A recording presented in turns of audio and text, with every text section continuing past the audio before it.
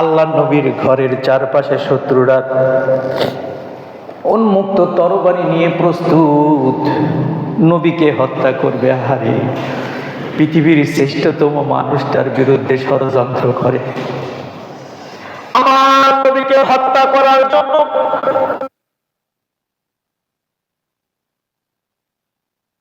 পশুর মতো নৃত্য করে। আল্লাহ বললেন, নবী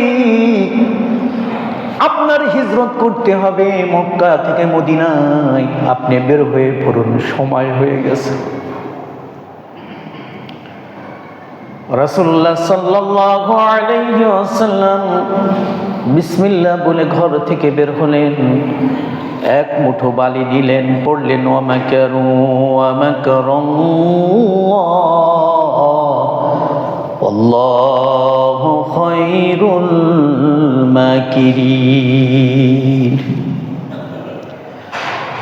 বালুটুকু মুষ্টি থেকে ছেড়ে দিলেন। আল্লাহ রাব্বুল আলামিন ফেরেশতাদেরকে বললেন, ও ফেরেশতারা, বালুর কণিকাগুলো যেন জমিনে না পড়ে, আমার হাবিব ছেড়েছে।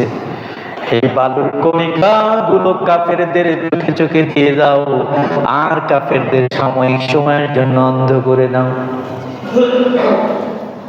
কাফেররা চোখ দলাদলি শুরু করে দিল। এর মাঝখান দিয়ে আমার নবী কাফেরদের উন্মুক্ত তরবারির বাহু বিষ্টনী থেকে বের হয়ে সর্বপ্রথম আবু বকরের বাড়ির দিকে রওনা দিলেন। আবু বকরের বাড়ির দরজায় গহীন রজনীতে টোকা দিয়েছেন। এক টোকাতেই দরজা খুলে ফেলেছেন। রাসূলুল্লাহ বললেন, আবু বকর, আমি তো জানি তোমার দরজায় অনেকগুলো টোকা দেওয়া লাগবে, একটা টোকা দিলাম, কারণ কি জেগে গেলা? আল্লাহর নবীর সাহাবী আবু বকর বলেন, রাসূল, যেই দিন থেকে বলেছেন মদিনায় হিজরত করা লাগবে, ওই দিন থেকে আমি আবু বকর বিছানায় পিঠ দিয়ে নাই, দেওয়ালে এই দরজার সাথে পিঠ দিয়ে দাঁড়িয়ে আছি। না জানি আমার নবী কবে সে আমারে ডাকলে দাঁড়িয়ে থাকেন, আমার নবীর সাথে বিয়াদবি হয়ে যায়।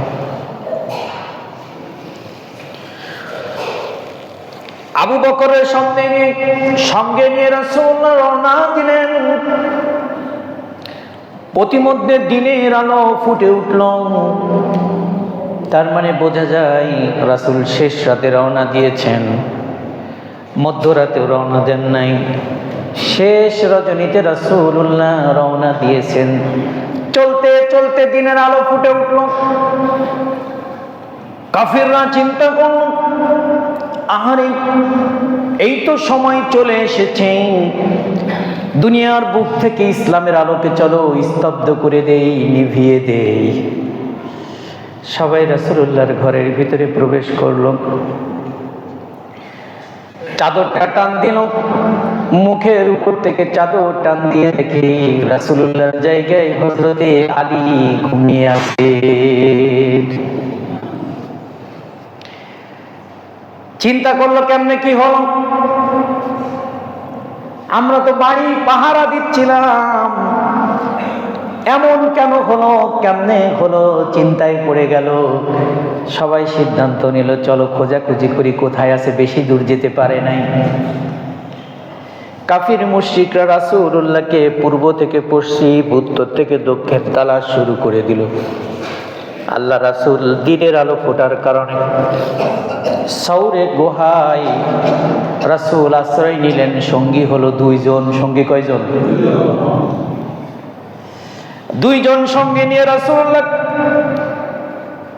গড়ে সৌরের ভিতরে আশ্রয় নিলেন। একদিন নয়, দুই দিন নয়, 3 দিন রাসূলুল্লাহ গড়ে সওয়ারের ভিতরে আশ্রয় নিলেন।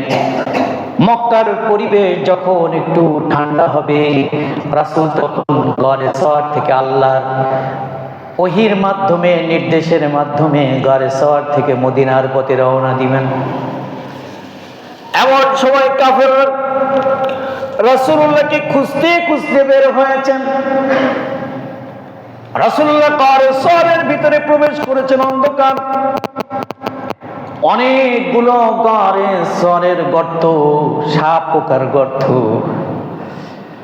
হযরতে আলী, হযরতে আবু বকর মাথার পাগড়ি খুলে ছিঁড়ে ছিঁড়ে গর্তগুলো বন্ধ করতেছিলেন, কিন্তু একটা গর্ত বন্ধ করতে পারে নাই।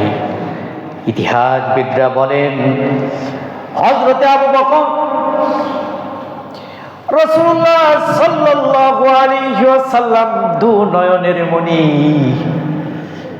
যেন কষ্ট না পায়, হযরতে আবু বকর নিজের পায়ের বুড়া আঙ্গুলখানা গর্তের মাথায় ঢুকিয়ে দিয়ে গর্ত বন্ধ রাখলেন। চিন্তা করলেন কোনো পোকা মাকড় যেন আমার উপরে আক্রমণ করে আমার রাসূলকে স্পর্শ করতে না পারে।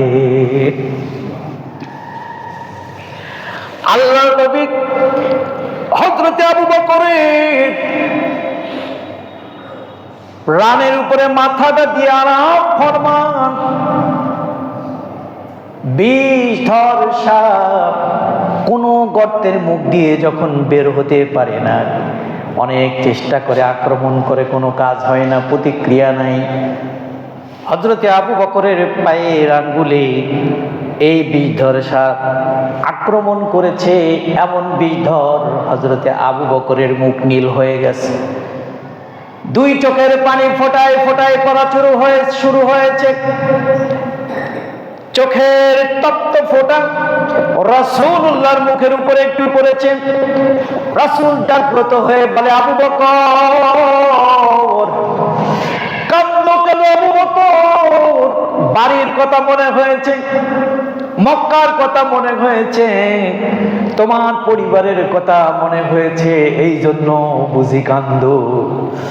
হযরতে আবু বকর বলেন, রাসূলুল্লাহ আল্লাহর কসম করে বলছি, আমার পরিবারের কথা মনে হয় নাই, আমার জন্মভূমির কথাও মনে হয় নাই।